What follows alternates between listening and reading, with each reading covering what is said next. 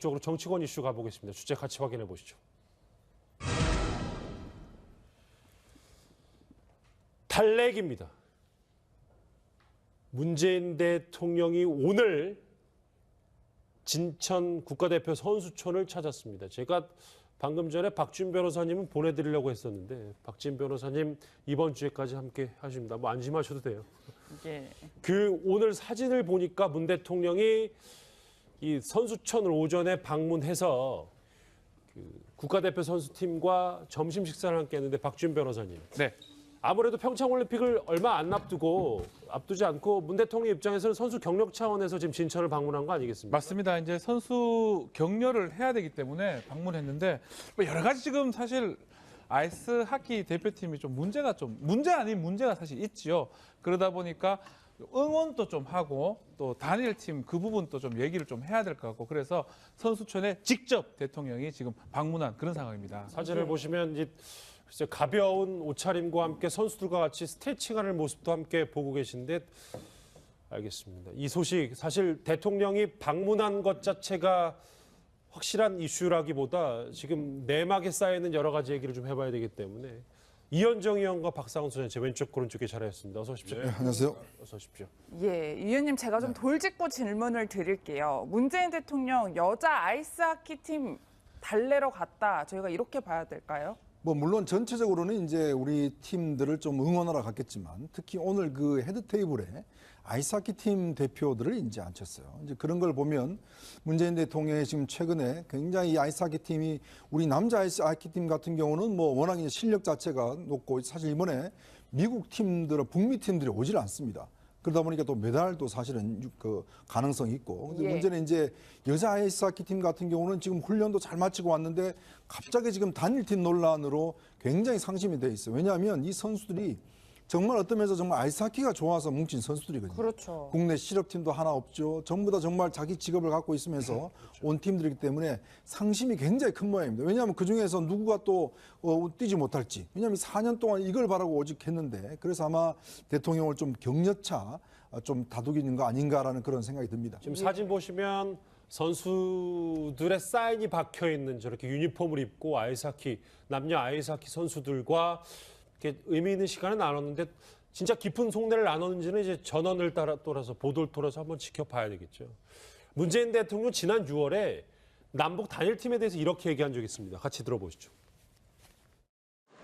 아랍인의 최초로 남북 단일팀을 구성하여 최고의 성적을 거두었던 1991년 세계 탁구 선수권 대회와 세계 청소년 축구 대회의 영광을 다시 보고 싶습니다.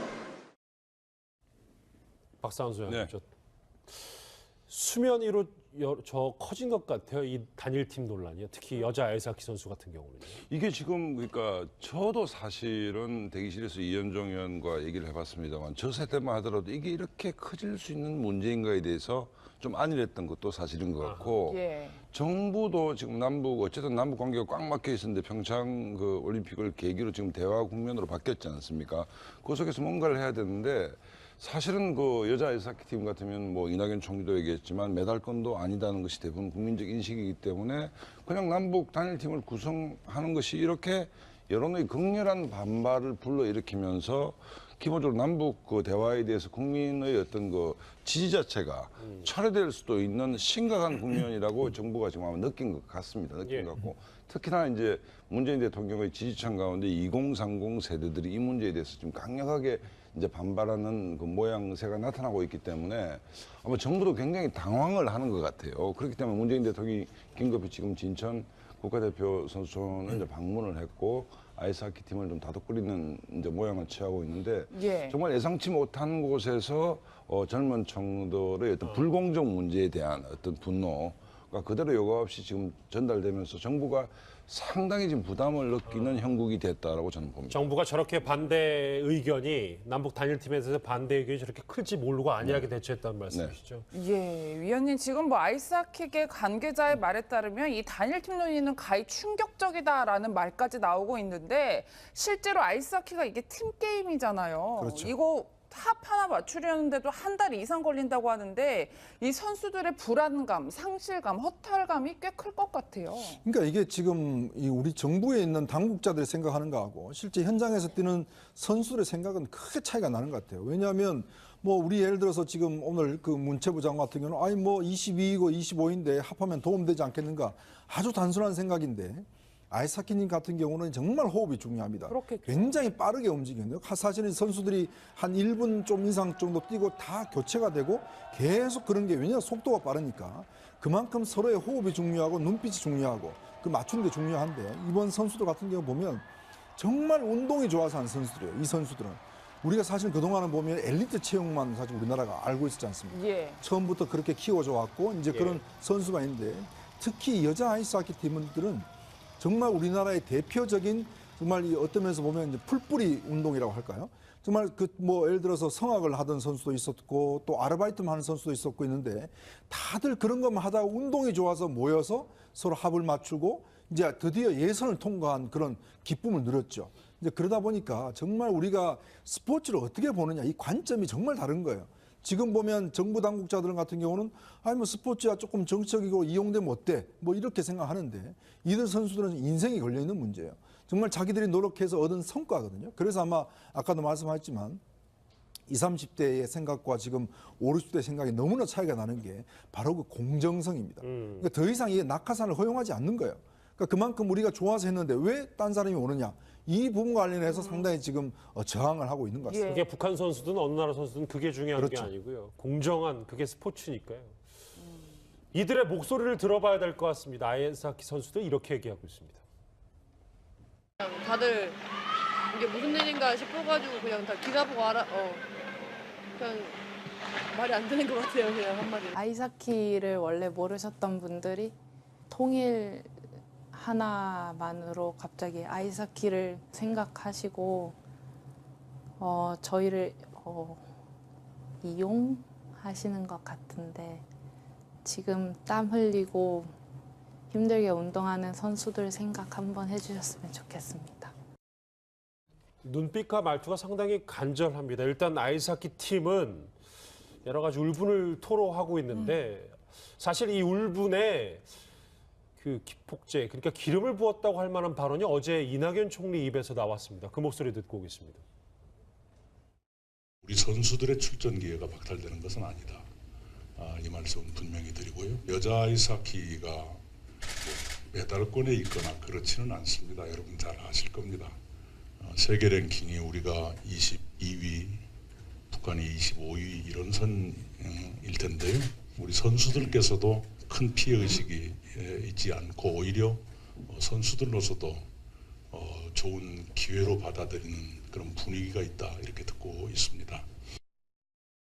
취지를 좀 이해한다고 네. 하더라도 저 발언이 논란이 큽니다. 그러니까 좀 엉뚱한 얘기를 해보면 1987년 영화가 지금 흥행하고 있지 않습니까? 근데 50대들 그 당시 대학을 다녔던 저희 세대가 그 영화를 보면 굉장히 감회가 남다르게 다가옵니다. 우리 청춘 시절의 이야기이기 때문에.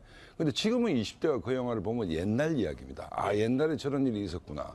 무슨 얘기냐면 5, 60대 총리가 바라보는 관점에서 스포츠라는 것은 올림픽 가서 금메달 따는 것이 굉장히 좋지만 요즘 젊은 세대들은 올림픽에 참여하는 방식이 예를 들어서 국가대표 축구팀이 러시아에서 월드컵 출전권을 땄지만 20대의 반응은 싸늘했습니다. 그런 경기력으로 월드컵 나가서 뭘 하느냐의 문제였습니다. 그만큼 과정을 중요시 여기고 뭐 이런 결과보다는 과정, 그다음에 올림픽 참여를 중요시 여기고 그 참여를 위해서 피와 땀과 눈물을 흘리는 그 과정들에 대해서 젊은이들이 공감하는 것 아니겠습니까? 그런 측면에서 본다면 이낙연 총리가 평소에 진중하신 분인데 저 발언은 정말로 20대의 감성, 30대의 감성을 잘못 이해한 것 아닌가. 그다음에 지나치게 좀 아니라는 발언이었고 이 논란에 좀 불을 부었는데 향후 문재인 정부가 여러 가지 정책을 추진하면서 이게 굉장히 전 야기될 거라고 봅니다. 예. 그러니까 어쨌든 거대 담론, 큰 아젠다, 남북 대화에 작은 것들이 희생될 수 있다라고 생각하면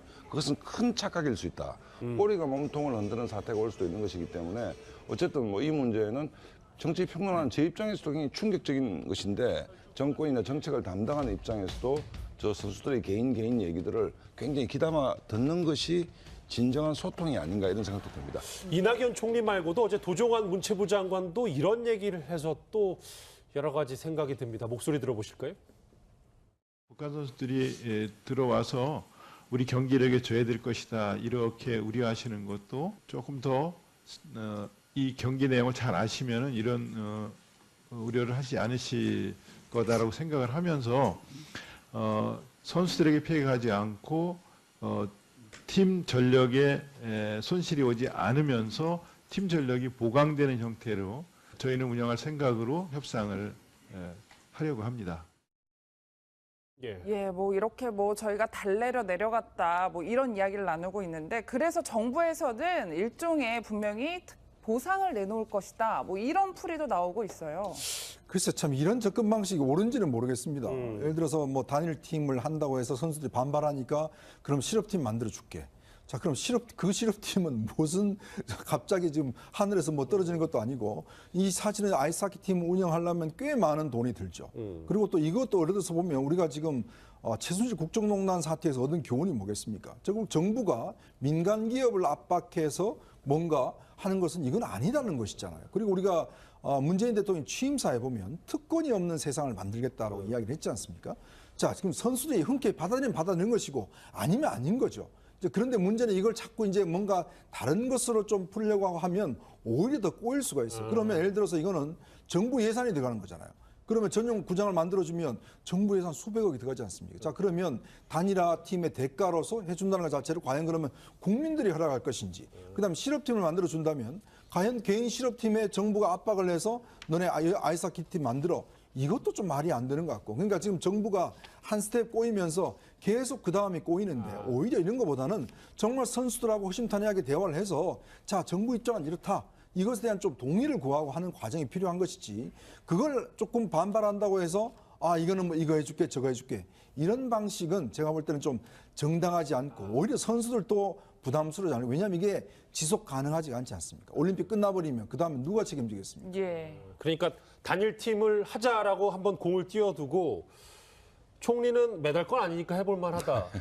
장관은 또 글쎄 실무적으로 팀워크 맞춰갈 수 있다. 그러니까 선수들이 뿔나니까 대통령하고 또 나중에 보상. 이런 게 다 예전 방식, 예전 좀 많이 썼던 방법들이라는 거가 문제잖아요. 그러니까 지금 이제 문제가 되는 핵심을 자꾸 피하고 있는 거죠.